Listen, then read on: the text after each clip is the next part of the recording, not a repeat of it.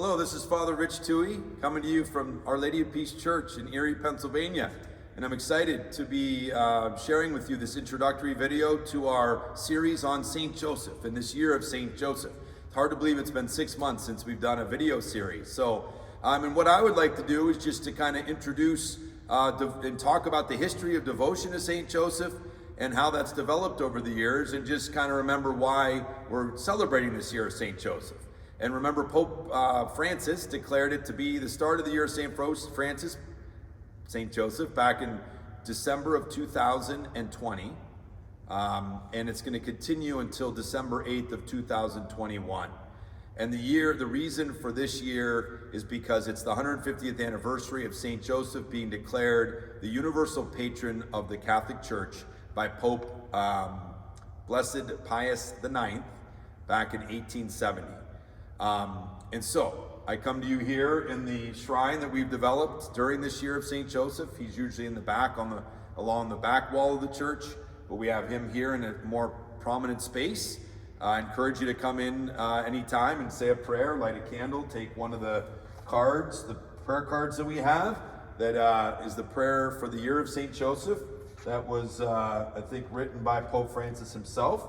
So, the history. And, I'm taking a lot of what I'm speaking about from an article found in the Catholic World Report magazine titled The Often Silent, Surprising History of Devotion to St. Joseph. And they start off by mentioning that, imagine a world where there was no one named after St. Joseph. There's no religious entities named after St. Joseph. Picture him absent from the missal of our Mass, the breviary, the church calendar, the litany of the saints. No shrines, no devotions, no hymns, no solo images, no popular customs, no festive foods to honor St. Joseph. Imagine that. And we might say, did that ever happen in our history? Well, they mention here that really the first 1,000 years of our church, that was the case. And it's hard to believe. And one of the theological reasons they mention that Joseph started out as kind of a zero. They mention, they talk about him moving to be from a zero to a hero. But was because of the emphasis of the early Christian church on the virginal birth of Jesus and the perpetual virginity of Mary. And that downplaying Joseph would help, was an effort to emphasize those aspects of Mary. But obviously, eventually the church said we can have both, right? And we don't need to downplay it. Starting in sacred scripture, we see Joseph is only mentioned by name 15 times. Compare that to Joseph of Arimathea, who's mentioned 7 times. Joseph doesn't speak, he's silent.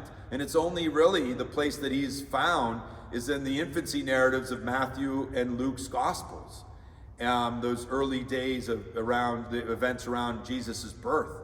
So that's where it starts. There's not a lot there and quite a bit of silence.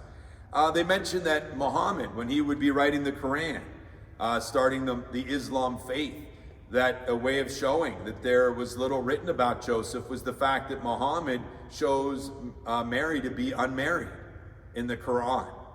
So he wouldn't have even been aware of that tradition, or obviously chose to not focus on it for whatever reason. So a re-emphasis. The early church fathers, we call it the Patristic Era, these influential theologians and leaders of the church in the first 600-700 years of our Christian history, and they have very little focus on St. Joseph. The one source of information on Joseph are what we call the Apocryphal Texts. These stories about Joseph and Mary and that fill in the blanks. And one of which was the Proto-Evangelium of James, kind of considered the Gospel of James from the 2nd century. The Gospel of Thomas in his infancy narratives. There was also a book called the History of Joseph the Carpenter. And remember, the other Gospels were written in the 1st century. So these were much later. But they had stories that filled in some of those blanks. And so they would have influence. This is where we get the story of Joseph being this old 99-year-old widower with 6 children who now they're trying to find a husband for Mary. and he's part of one of the suitors, and he has the staff and the miracle of the lilies or dove appearing at the tip of his staff. He is designated to be the winner of the lottery for Mary, so to speak, and he gets to marry her. So it has a much older, less vigorous image of Joseph that we still see in art to this day. And that would really last for hundreds of years, really until the second millennium, the 1500s. But, so we still see at the year 1000, very little presence of Joseph beyond those apocryphal texts. But slowly we start to see saints have a personal devotion to him. We start to see some churches and chapels being named after him. In the 11th century, in England, in Italy, and France, we see chapel and a church and an oratory, the first ones to be named after St. Joseph. Saints like St. Bernard of Clairvaux, St. Gertrude the Great, St. Birgitta of Sweden of the 12th and 13th, 14th centuries. Great personal devotions to Joseph. So we're seeing this momentum. Then the Carmelites in the 14th century growing in that devotion. And then what do we see? Historically, 1400s, the 100 Years' War between France and Britain, civil war in many of the European countries, great devastation of the Black Plague and famine. So there was a desperation in the world. And so this turning to St. Joseph as one who protected the Holy Family and gave security, now extending to the church, praying for that same need, this devotion to Joseph kind of continued to grow. And then St. Bernard of Clairvaux in the 15th century, he was a great doctor of the church and preacher and speaker, and he eloquently spoke about St. Joseph and continued to build the momentum towards him, as well as St. Bernard of Siena, Bernardine of Siena in the 15th century, Bernard of Clairvaux in the 13th century. St. Teresa of Avila, she's reforming the Carmelites. She dedicates that whole process to St. Joseph, names multiple of her convents after St. Joseph, continue to see this growing momentum of the devotion to St. Joseph. And really, this is when St. Bernardine, particularly in the 15th century, started giving an alternative image of Joseph, not the 99-year-old widower who dies at the age of 111 years and is, somewhat, feeble, but now a young virgin who can handle the exile to Egypt and the trip to Bethlehem and all the challenges of the early Holy Family had. This less gray and vigorous St. Joseph.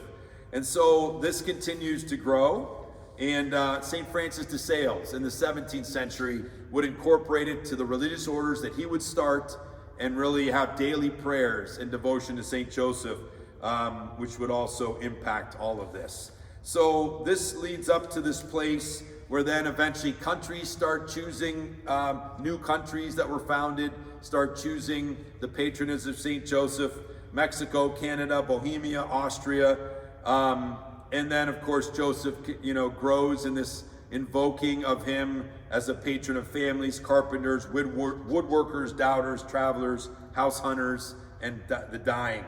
So the Roman calendar would list his feast day as March 19th for the first time in 1479. He would get his own special place in the breviary in 1714, inserted in the Litany of Saints in 1729, the month of March and Wednesday, the day of the week, dedicated to St. Joseph, associated with him in the 18th century. So we see this growing momentum. Then it peaks with Pius IX in 1847. He declares a universal feast day for St. Joseph as the third Wednesday of Easter. Eventually that would be changed to back to March 19th. And then he would declare in 1870 Joseph to be the universal patron of the Catholic Church. He would write an encyclical about Joseph himself, which that hadn't happened, an encyclical focused just on St. Joseph. It had never happened before. And then jumping ahead to 1955, Pius XII, the Pope, would declare March 1st to be St. Joseph the Worker. Remember, that was a communist holiday, so his way to Christianize that and to show the dignity of the worker as the Catholic social justice principles stand for was a way to emphasize that. So when St. John the 23rd, the Pope that convened the Second Vatican Council, the last ecumenical council in our church, he would, with the leaders and the fathers of that council, dedicate it to the patronage of St. Joseph. And then St. Joseph would be included in the only Eucharistic prayer used in that time in 1962, the Roman canon, which we know as the Eucharistic Prayer 1. And then jump ahead to Pope Francis in 2013. He adds St. Joseph to all the other Eucharistic prayers. So we've been doing that for the last 8 years in our church. So we see how this has grown, this great devotion. And we hope that this year of St. Joseph can help us to grow in our devotion to St. Joseph. And in this unique time, a somewhat desperation between pandemics and crisis in the church and the family, the secularism, that this can be a chance for us as a church here at Our Lady of Peace, but throughout the world, to turn once again to St. Joseph and go deeper in our devotion to him, to seek his intercession, and to know that there's much grace that God wants to bring to us in our church through that great intercession of St. Joseph. So I hope you'll join us, the clergy of Our Lady of Peace, as we go through our series that's based on the titles of Joseph that are found in the litany of St. Joseph that we're using for our novena. And so the schedule for that series, it can be found on Facebook or on our webpage. Make sure you check those out, and we hope this helps you to grow in your appreciation and love of St. Joseph, to know what an incredible image and example he is to us, one of hope, one of strength, one of courage, one of wisdom, one of just fidelity and consistency, perseverance. And so let's let St. Joseph inspire us. We hope this series will help you do that. Thank you for joining me. Have a great day. God bless.